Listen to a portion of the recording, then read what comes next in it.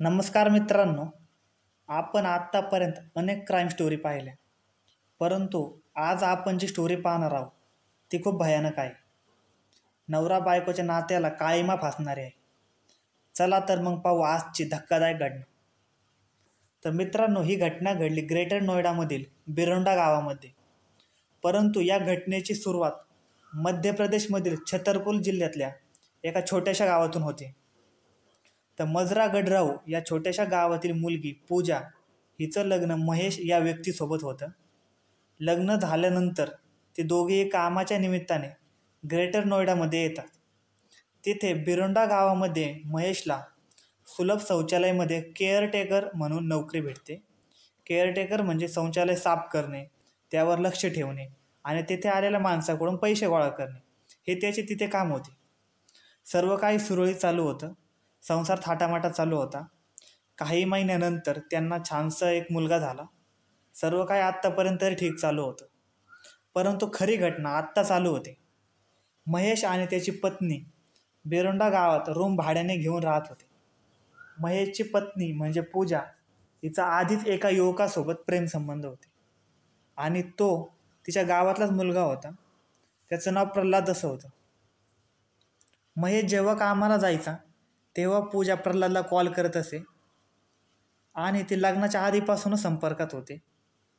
परंतु पूजाच्या वडिलांनी तिचा विवाह प्रल्हादसोबत न करता महेशसोबत लावून दिला. 23 जूनला पूजाने प्रल्हादला ग्रेटर नोएडामध्ये बोलावून घेतलं आणि त्यानंतर तो तिथेच राहू लागला. तो NFL सोसायटीमध्ये वॉचमॅन म्हणून नोकरी करू लागला. महेश कामाला गेला की प्रल्हाद पूजाच्या घरी जात असे व दोघांमध्ये शरीरसंबंध पण निर्माण होत असे. थोडे दिवस सर्व काही ठीक चालू होतं. परंतु एके दिवशी महेशला नाईट शिफ्ट होती. तो कामावर निघाला. तो बाहेर गेलेला पाहताच पूजाने प्रल्हादला कॉल करून बोलावून घेतलं. परंतु थोड्याच वेळात महेश परत मागे आला आणि आपल्या रूमचा दरवाजा उघडताच त्याने पूजाला व प्रल्हादला उघड्या नागड्या स्थितीमध्ये पाहिलं. हे पाहताच तो संतापला व तो पूजासोबत वाद घालू लागला. वाद एवढा विकोपात गेला की पूजाने रागात टेबलावर पडलेली कात्री उचलली व डायरेक्ट महेशच्या अंगात खुपसली. सर्वकडे रक्ताच्या चिळकांड्या उडाल्या. आपल्या संभोग क्रियामध्ये अडथळा आल्यामुळे प्रल्हादला पण राग होताच.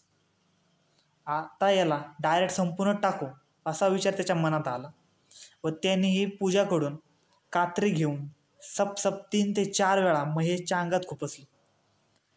महेशने थोड्याच वेळात तडफडू आपला जीव सोडला. परंतु आता आपल्याला पोलीस पकडतील हा विचार त्यांच्या मनात आला.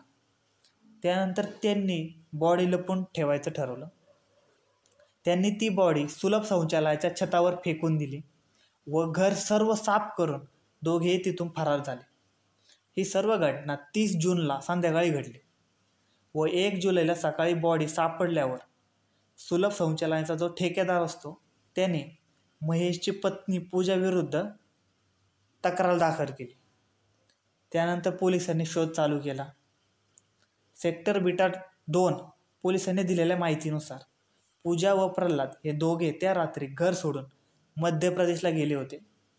तिथे ते त्यांच्या एका ओळखीच्या व्यक्तीकडे घर भाड्याने घेऊन राहू लागले.